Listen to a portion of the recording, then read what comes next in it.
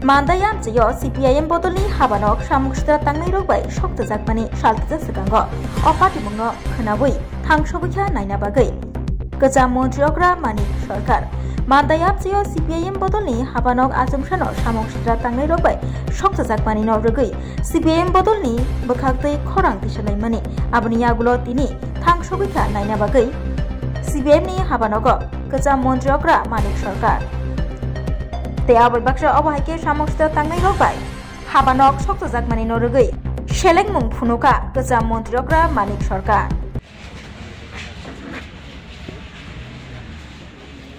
যারা এটা করেছে এটা তাদের শক্তি না দুর্বলতা 7.5 বছর যাবত সরকার চালিয়ে জনগণের মধ্যে তাদের সমর্থনের ভিত্তি বাড়াতে পারছে না বরং কমছে উপজাতি অনুপজাতি উভয়াংশের মূল কারণ জনকল্যাণে তাদের ইতিবাচক কোনো কর্মসূচি নেই প্রশাসন সরকার মানে দুর্নীতিতে জড়াজড়ি করে চলছে অনাহার বাড়ছে অর্ধাহার বাড়ছে কোথাও কোথাও সন্তান বিক্রির ঘটনাও ঘটছে কাজের সন্ধানে বাইরে যাচ্ছে সেখানে গিয়ে কেউ কেউ মারা যাচ্ছে মৃতদেহ ফিরিয়ে আনতে পারছে না হাসপাতালে ডাক্তার নাই নার্স নাই স্বাস্থ্যকর্মী নাই মানে সংখ্যা কম ঔষধ হাসপাতাল থেকে পাওয়া যায় না সবকিছু বাইরে থেকে রোগীকে কিনে দিতে হয় স্কুলে মাস্টারমশাই সংখ্যা খুব কম ক্লাসই হয় না ঠিকমতো গতকালকে মাধ্যমিক দ্বাদশ মানের পরীক্ষার ফল প্রকাশ হয়েছে আমি দেখে আসছিলাম এর আগের বছরের যে ফল তার চেয়ে ভালো হয়নি বরং কোনো কোনো ক্ষেত্রে খারাপ হয়েছে স্কুলে যদি মাস্টারমশাই না থাকে ক্লাস যদি নিতে না পারে পড়াশোনা যদি না হয় তাহলে ফলাফল কী করে ভালো হবে রেগার কাজ এটা গড়ের 85 থেকে 95 দিন হতো এটা নেমে এখন 30-32 দিনে এসছে মাসের পর মাস কাজ করে মজুরি ঠিক সময় পায় না যখন পায় তখন টাকা তুলতে গেলে পর সেখানে মণ্ডলের লোকরা ঝাপটে পড়ে ওখান থেকে টাকা নেওয়ার চেষ্টা করে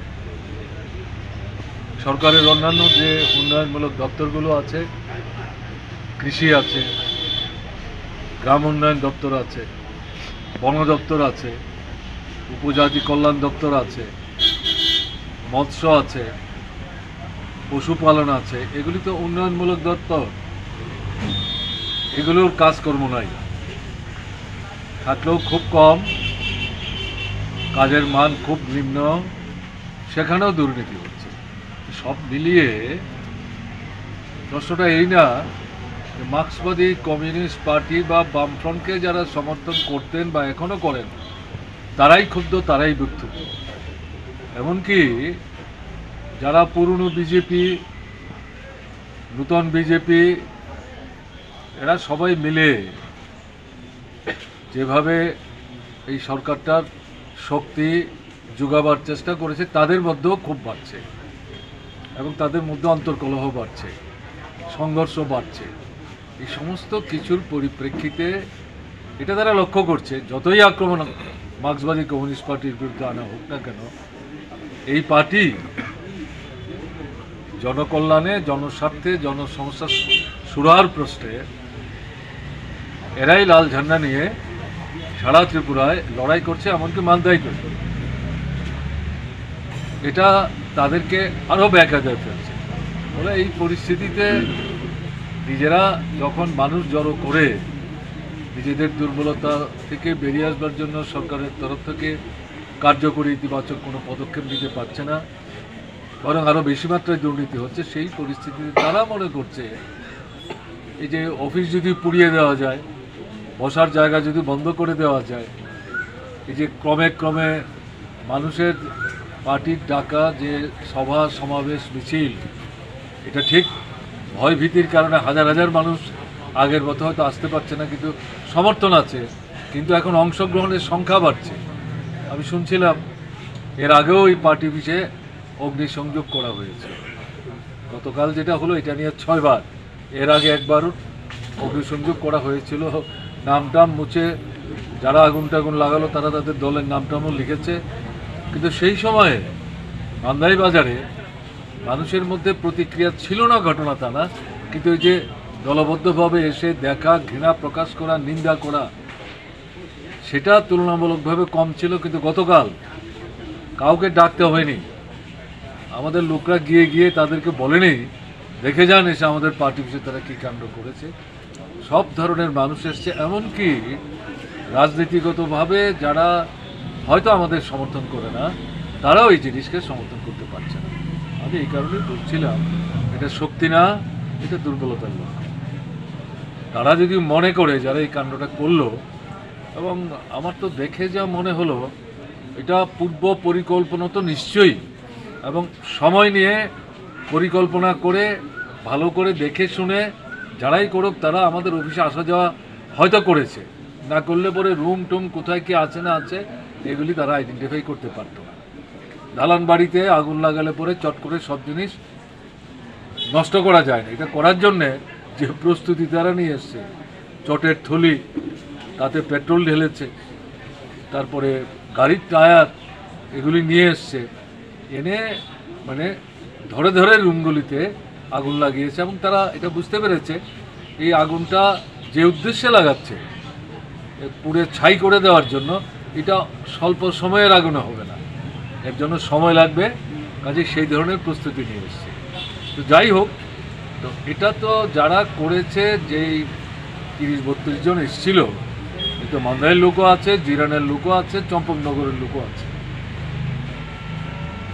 তাদেরকে রাজনীতিগতভাবে পরিচালিত করেছে, সংগঠিত করেছে, তাদের মাথায় এটা ঢুকিয়েছে। তাদের নেতৃত্বের মধ্যে ভয় ভীতি আর কি কাণ্ড। একটা অফিসও জিরানিয়া মহকুমার কোথাও নাই, জিরানিয়া বাজারে তারা পার্টি অফিস খুলতে পারে না, মান্দাইয়ের অফিসটা এরপরে কী করে থাকে। এবং এখন বরং উল্টো দেখছে, এখানে মহকুমার সম্মেলনও হয়, এই অফিসে ভিড় বাড়ছে, এখানে মহকুমা কমিটির সভাও হয়, নতুন নতুন মানুষও আছে। সব মিলিয়ে তারা মনে করেছে এটাকে শেষ করতে পারলে পর বোধহয় এই সমস্ত দিক থেকে যে তাদের যে বিচ্ছিন্নতা, এটা থেকে তারা রেহাই পাবে, বেরিয়ে আসতে পারবে। এটা ভুল, এটা তারা পারবে না। বরং এই ঘটনা করে তারা আরও জনগণের মধ্যে ঘৃণার পাত্র হয়েছে, ঘৃণা কুড়িয়েছে, মানুষের ক্ষোভ বিক্ষোভ তারা এখানে লক্ষ্য করতে পেরেছে। এবং এই অফিস টফিস পুড়িয়ে মার্ক্সবাদী কমিউনিস্ট পার্টিকে দমিয়ে রাখা যাবে না। তাহলে তো গত 18 নির্বাচনের পরে মাস 3 মধ্যেই তো আক্রমণগুলি সংঘটিত করেছে। আমাদের রাজ্য কমিটি অফিস থেকে আরম্ভ করে কোথায় অফিস তারা আক্রমণ করে, লুট করেনি। এবং আমাদের সাধারণ যারা সমর্থক, তাদের দোকানপাট বন্ধ, লুটপাট, অগ্নিসংযোগ, পুকুরে বিষ ঢেলে দেওয়া, রাবার গাছ কেটে ফেলা, মাঠ থেকে ফসল তুলতে না দেওয়া, ফসল তুলে বাজারে নিয়ে যেতে বিক্রি করতে না পারে, এত কোনো কিছু বাদ রাখেনি। অটো রিক্সা থাকলে পুড়িয়ে দিয়েছে, টমটম থাকলে নষ্ট করেছে, গাড়ি নিয়ে বেরোতে দিচ্ছে না, দোকান খুলতে দিচ্ছে না। এই সমস্ত কিছু করার মধ্য দিয়ে তারা যে চেষ্টাটা করেছিল, পারেনি তো আমাদের আটকে রাখতে। যদি পারত তাহলে 23-এর নির্বাচনে তো এই কাণ্ডটা তাদের করতে হয় না। 23-এর নির্বাচনে আসন কমলো, ভোট কমলো, তীব্রামথা বাঁচিয়ে দিয়েছে। বিশ্বাসঘাতক প্রতারক এখন তারাও বিচ্ছিন্ন হচ্ছে, বিজেপি যেমন বিচ্ছিন্ন হচ্ছে, তীব্রামথাও বিচ্ছিন্ন হচ্ছে। হবে তো, এই পদ্ধতিতে তো মানুষকে সঙ্গে রাখা যায় না, মানুষের সমর্থন আদায় করা যায় না। যাদেরকে প্রতিহত করার চেষ্টা করছে তারা মানুষের মধ্যে আছে, তো ঝান্ডা নিয়ে মানুষের দৈনন্দিন সমস্যার সুরাহা সমাধানের জন্য লড়াই করছে, সরকারের দৃষ্টি আকর্ষণ করছে, চাপ সৃষ্টি করছে। কাজে যারা এগুলো করেছে তাদের এটা জানা থাকা দরকার, বোঝা দরকার যে এটা করে তারা কমিউনিস্ট পার্টিকে আটকাতে পারবে না। মার্ক্সবাদী কমিউনিস্ট পার্টি তার লড়াই জারি রাখবে, ঝান্ডা কাঁধে নিয়েই আরও নতুন নতুন মানুষের সমাগম ঘটাবে এবং এদেরকে বিচ্ছিন্ন করে ত্রিপুরাকে এই ফেসিবাদী শক্তির হাত থেকে উদ্ধার করার সংগ্রামের সাথে গণতন্ত্রের অধিকার প্রতিষ্ঠা, বেঁচে পড়তে থাকার অর্থনৈতিক দাবি দেওয়া আদায় করার যে প্রচেষ্টা, এই সমস্ত লড়াইগুলিতে সাফল্য আমাদের আনতে হবে এবং এটা করতে হবে উপজাতি অনুপজাতি উভয়াংশের মধ্যে ঐক্য রক্ষা করে। এটা ভাঙবার চেষ্টা করছে ত্রিপুরা মাতাকে সামনে রেখে।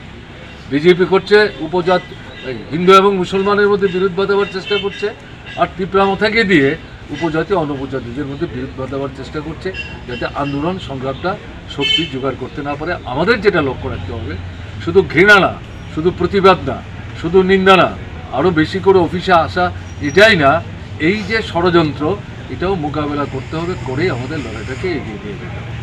এবং আপনারা যেভাবে আজকে কালকের এই ঘটনার পর এখানে মে দিবস যে অনুষ্ঠান 139 বছর মে দিবসে, এই অনুষ্ঠানে যেভাবে আপনারা জমায়েত করেছেন, মিছিল করেছেন, মিটিং করেছেন, পতাকা তুলেছেন, তারপরেও খবর পেয়েছেন আমরা আসবো।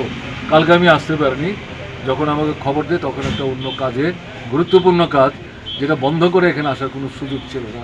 কালকে আমি বলেছিলাম যে তোমরা আজকে যাও, আগামীকাল আমি যাব। তো সেই যে আমরা আসবো, আমাদের আসার জন্য আপনাদের আটকে রেখেছে ঘটনাটা না, খবর আলাদা করে দিয়েছে ঘটনাটা না, আপনারা সবাই শুনেই কিন্তু এখানে অপেক্ষা করছেন আমাদেরকে স্বাগত জানানোর জন্যে এবং এই প্রতিবাদের যে বহিঃপ্রকাশ, তাতে আরেকবার আপনারা অংশগ্রহণ করার জন্য আপনাদের আমি অভিনন্দন জানাচ্ছি। বান্দাই একটা লড়াইয়ের জায়গা, কি ষড়যন্ত্র এখানে হয়নি এই অতীতটা আমি এখানে ঘাটাঘাটি করতে চাইছি না। সারা ত্রিপুরার মানুষ জানে, বান্দাইয়ের মানুষ জানে। বামফ্রন্ট সরকার সেই বান্দায় যাকে শ্মশান করে দিয়েছিল, সেখান থেকে কিভাবে তাকে উদ্ধার করেছে এটাও আপনারা জানেন। কাজে বান্দাইয়ের মানুষ মাথা নত করেনি অতীতেও। এই সমস্ত কাণ্ড কারখানা যারা করছে তাদেরও জেনে রাখা ভালো, বান্দাইয়ের মাথা নোয়াতে পারবে না। সর্বোপরি মার্ক্সবাদী কমিউনিস্ট পার্টির লড়াইকে তারা কোনো মতেই প্রতিহত করতে পারবে না। এই দৃঢ়তা নিয়ে আপনারা এগিয়ে যাবেন, এই বিশ্বাস নিয়ে আপনাদেরকে আরেকবার অভিনন্দন জানাচ্ছি এখানে সমবেত হয়ে আমাদের দু চার কথা বলবার সুযোগ দেওয়ার জন্য।